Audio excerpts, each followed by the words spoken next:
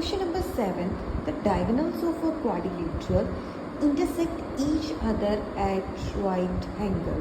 तो एक क्वाड्रिलेटरल दे रखी है जिसके जो डायगोनल्स है वो एक दूसरे को 90 डिग्री पे कट कर रहे हैं।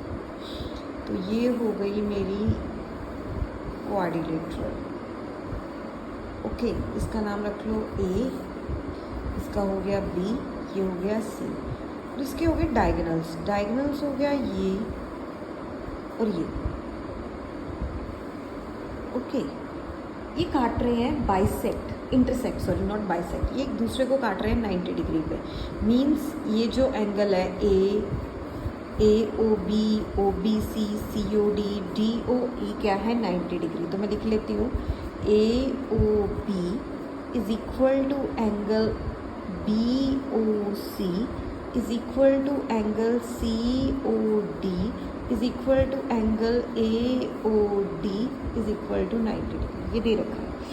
Prove the figure obtained by joining mid points of the adjacent sides of a quadrilateral is a rectangle. Means यहाँ पे आप एक मिड पॉइंट ले लो, पी क्यू आर एस, हर एक साइड का एक मिड पॉइंट ले लो और इनको ज्वाइन कर दो ऐसे। तो मुझे क्या प्रूव करना है कि ये जो मेरे को फिगर मिली है इसके मिड पॉइंट्स को ज्वाइन करके ये अंदर पी क्यू आर एस ये क्या है, रेक्टेंगल है। सो पहले मैं क्या लिखूँगी, P comma Q comma R and S are the mid points of sides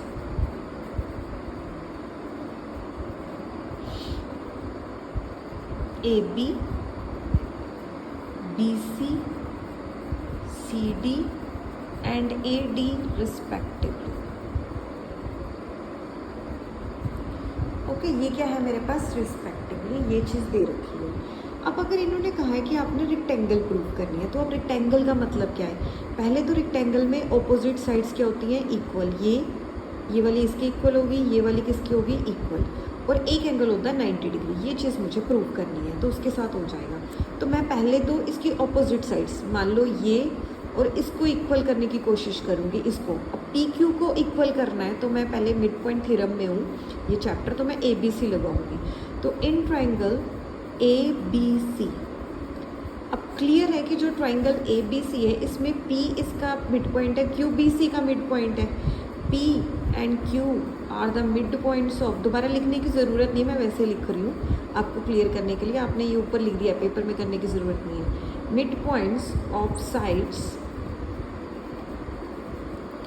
A B and B C respectively, A B and B C respectively. Okay, तो है।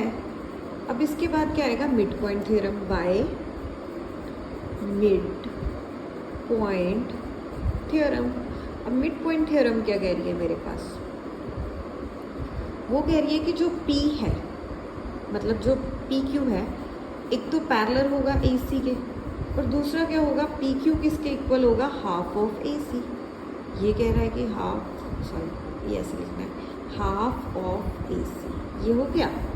अब चलती हूँ, मुझे इसको भी इक्वल करना है, तो मैं जाऊँगी in triangle A C D, in triangle A C D. अब इसमें एस मिड पॉइंट है ए डी का, आर मिड पॉइंट किसका है, सी डी का। ए मैं लिखूँगी S and R the mid points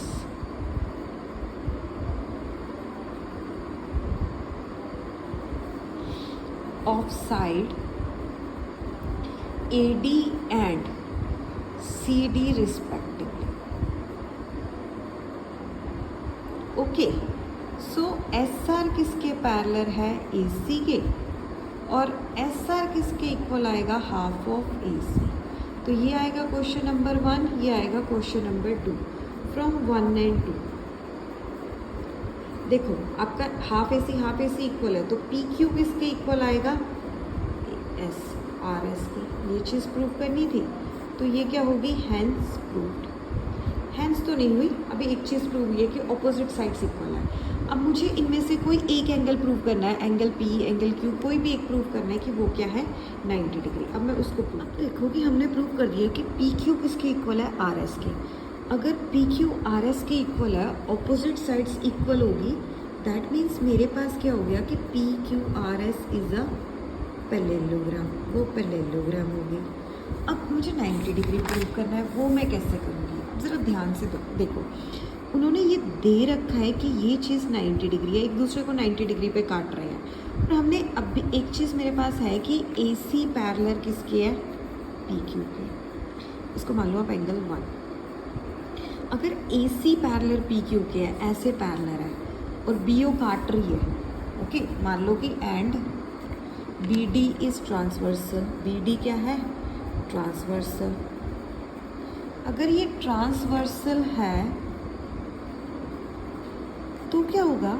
ये दोनों एंगल कॉरेस्पॉन्डिंग एंगल नहीं बन जाएंगे, क्योंकि इसको छोड़ो, आप इसको मत लो, ये को-इंटीरियर होंगे, ये वाली चीज़ 90 डिग्री मानो, क्योंकि ये कॉरेस्पॉन्डिंग एंगल बन जाएंगे। ऐसे है ना आपका ए सी और नीचे है पी क्यू, ऐसे काट रहा है, तो ये 90 डिग्री हो रही है, भी 90 डिग्री, तो मैं पहले लिखूँगी 90 degree is equal to angle 1। अब देखो बी डी किसके पैरेलल है? पी आर क्यू के। इस ऐसे कर लो, इजी रहेगा।